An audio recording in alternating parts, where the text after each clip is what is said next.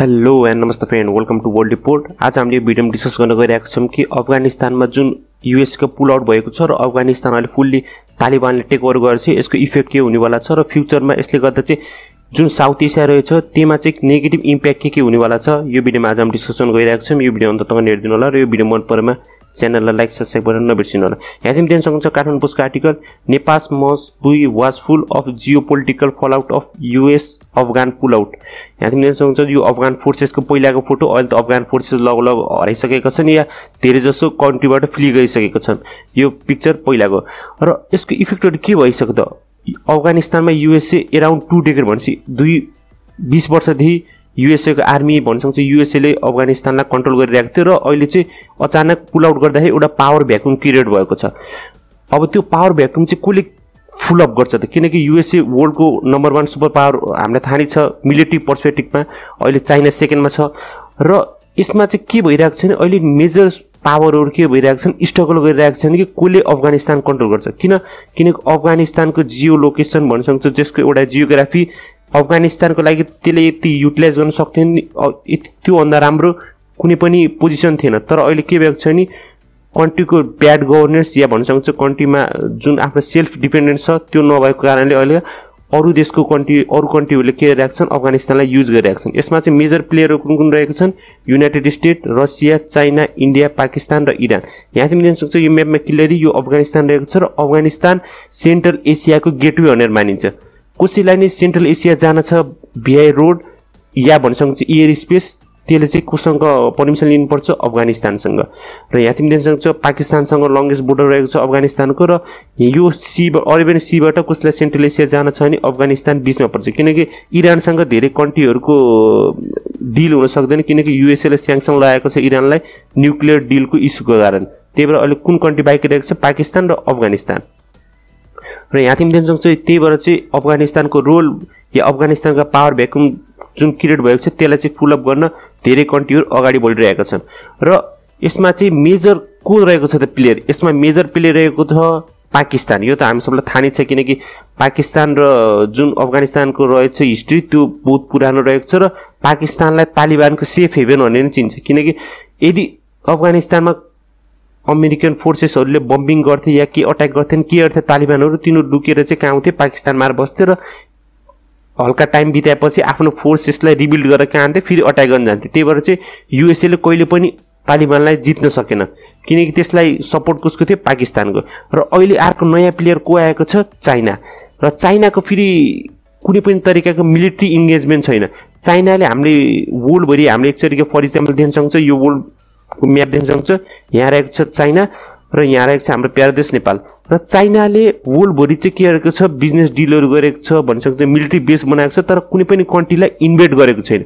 चाइनाको यो कुरा भन्न सक्छ एकदम मान्नुपर्छ कि चाइनाले जे मानि जुन कन्ट्रीलाई इन्भेड गरेको छ इकोनोमिक रूपमा इन्भेड गर्छ। जस्तै श्रीलङ्काको हबमन टोटा भयो फर इक्जाम्पल, या भन्न सक्छ जिबुटीको भयो, त्यसमा मिलिट्री बेस ओपन गरिएको, र पाकिस्तानको ग्वादर पोर्ट, यस तरिकाको थुप्रै पोर्टहरूमा के गर्छ चाइनाले एक तरिकाले ह्युज इन्भेस्टमेन्ट गर्छ र त्यो कन्ट्रीले त्यसलाई पैसा तिर्न नसके गर्छ, त्यो ल्यान्डलाई चाहिँ आफूले लिजमा लिन्छ। जस्तै 99 इयरको लागि हम्मनटोटा पोर्ट अहिले चाइनाको कन्ट्रोलमा रहेको छ। र चाइनाको एउटा मेजर प्लान के रहेको छ, वान बेल्ट रोड। र यसमा चाहिँ मेन प्लेयर अहिले के आएको छ, अफगानिस्तान। किनकि सेन्ट्रल एसिया जाने बाटो कुन रहेको छ त, सपोज चाइनालाई युरोपसँग बाटो गराउनु छ र त्यसले चाहिँ कुनबाट छिटो पुग्छ, त्यो पुग्छ अफगानिस्तानको भिआर रोड र इरान हुँदै कहाँ पुग्छ, या मिडल इस्टमा पुग्न सक्छ। र त्यही भएर चाहिँ चाइनाको अहिले के भन्छ इन्ट्रेस्ट चाहिँ अफगानिस्तानमा एक तरिकाले बढ्दै गइरहेको छ।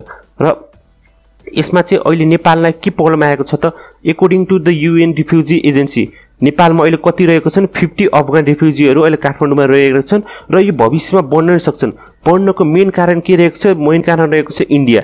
किनकि अहिले इन्डियाले के गरेको छ, अफगानिस्तानबाट कुनै पनि व्यक्ति मान सक्छ हिन्दू क्रिस्चियनलाई इन्डियाले चाहिँ के गरेको छ, हिन्दू सिख र क्रिस्चियनलाई हल्का मान्यता बढी दिएको छ, भन्न सक्छ तिनलाई इन्डिया वापस ल्याउने चाहिँ हल्का प्रायोरिटी धेरै छ।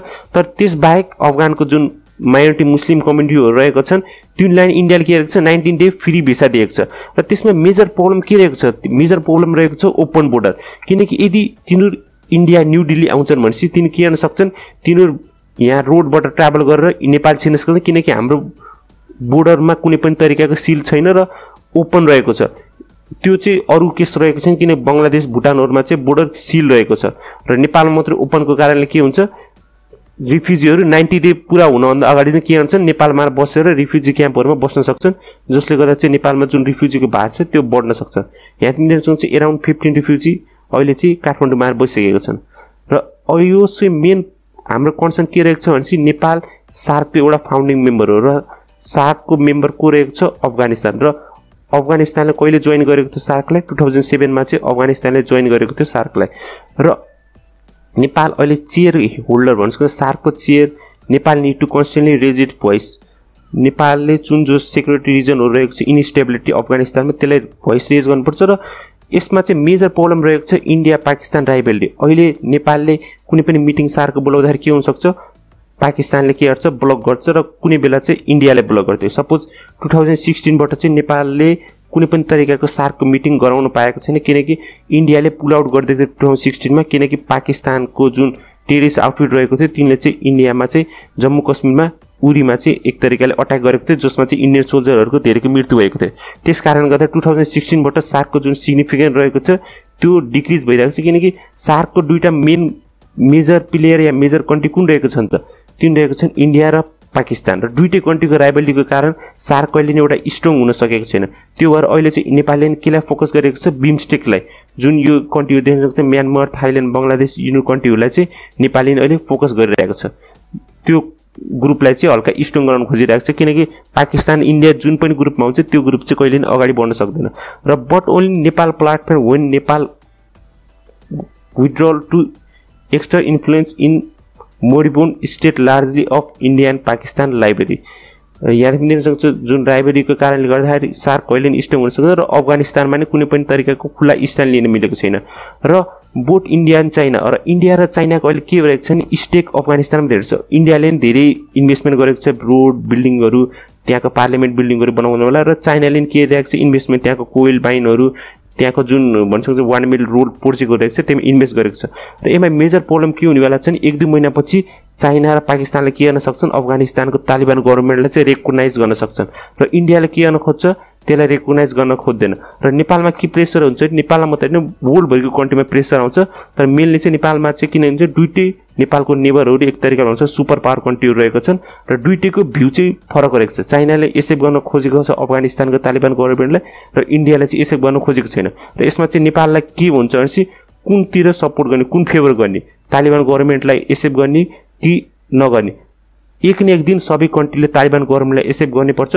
र इन्डियाले के चाहिरहेको छ हल्का टाइम बढोस् किनकि तालिबान गभर्नमेन्टलाई अचानक भन्न सक्छ यति छिटो रेकग्नाइज गरेपछि के प्रब्लम हुन्छ भने तालिबान पावरफुल हुन सक्छ र टेरिस्ट आउटफिट बढ्न सक्छ किनकि यदि 1-2 वर्ष तक तालिबान गभर्नमेन्टलाई कसैले रेकग्नाइज गर्दै भने कुनै पनि फन्ड हुन सक्दैन या भन्छ कुनै पनि डिल हुन सक्दैन र तालिबान गभर्नमेन्टले जीडीपी ग्रोथ या भन्छ तालिबानको इकोनोमी एक तरिकाले क्र्याश हुन्छ अफगानिस्तान कन्ट्रीसँग र त्यसको कारण त्यो चाहिँ के चाहेको छ इन्डियाले र त्यो हुनेबित्तिकै के हुन्छ भने इन्डियामा जुन टेरिस्ट आउटफिट रहेको छ त्यसको चाहिँ कम हुन्छ किनकि यहाँ तिमी देख्न सक्छ यो म्यापमा यहाँ तिमी क्लियर देखिन्छ यो अफगानिस्तान रहेको छ र अफगानिस्तान यो जम्मू कश्मीरको यो एलओसी लाइन रहेको छ लाइन अफ कन्ट्रोल र यहाँ चाहिँ के छ भने यतापट्टिको यो भाग रहेको छ पाकिस्तान कन्ट्रोलमा र यो भाग रहेको छ इन्डिया कन्ट्रोलमा। यो यहाँ तिमी देख्छ गिलगित बल्टिस्तान यो आजाद कश्मीर भन्ने एरिया र यहाँदेखि अफगानिस्तान धेरै टाढा छैन अफगानिस्तान अराउन्ड 200 किलोमिटर रहेको छ र इन्डियाको मेन डर के रहेको छ नि यदि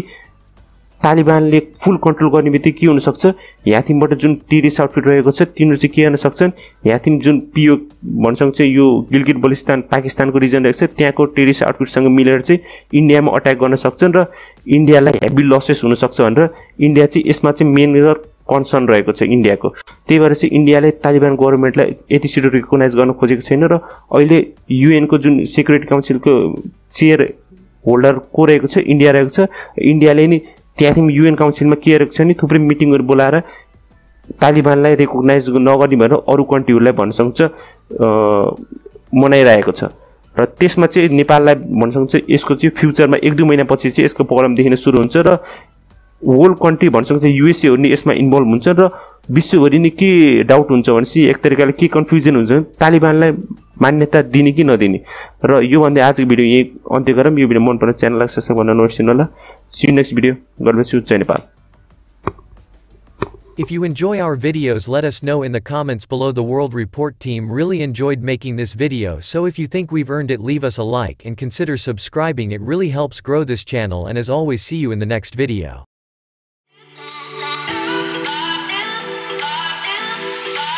Yeah.